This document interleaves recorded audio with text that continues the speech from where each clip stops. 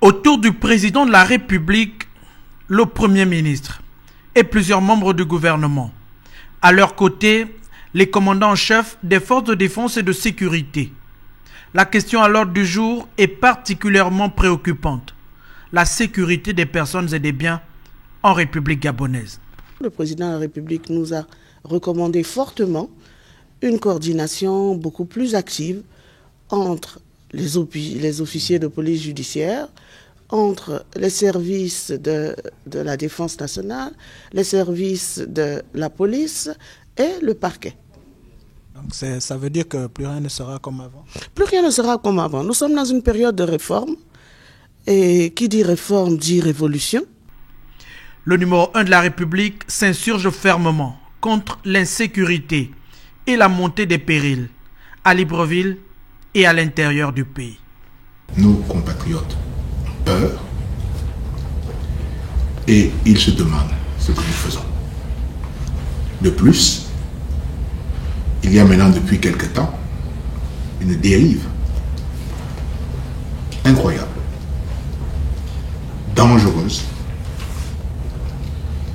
et qui consiste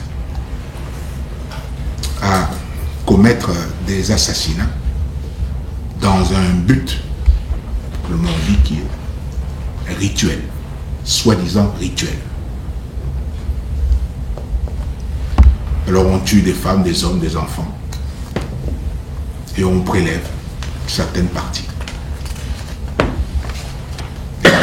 Il paraît que c'est rituel. Rituel en quoi?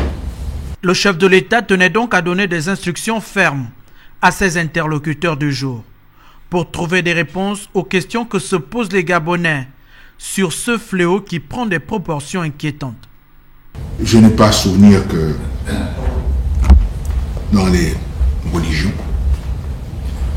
que dans la Torah, dans la Bible, le Coran, on puisse mettre en avant de telles pratiques. Mais je n'ai pas aussi connaissance que dans les grands rites qui sont pratiqués dans ce pays, soit aussi mis en avant ce genre de pratiques. Dans toutes les sociétés, y compris la nôtre, la société bantoue. La vie est sacrée. Je répète, la vie est sacrée. Et il ne saurait être question de continuer à tolérer qu'un certain nombre de personnes puissent prendre en otage toute une société pour des pratiques qui sont inqualifiables, inhumaines, et que nous ne pouvons pas continuer à accepter. Tous les êtres humains naissent libres et égaux, en dignité et en droit, selon la Déclaration universelle des droits de l'homme. Au Gabon, pays de droit, tout individu a droit à la vie.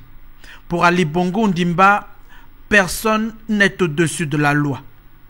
Pour les auteurs et les commanditaires des dérives criminelles, une chose est sûre aujourd'hui, plus rien ne sera comme avant.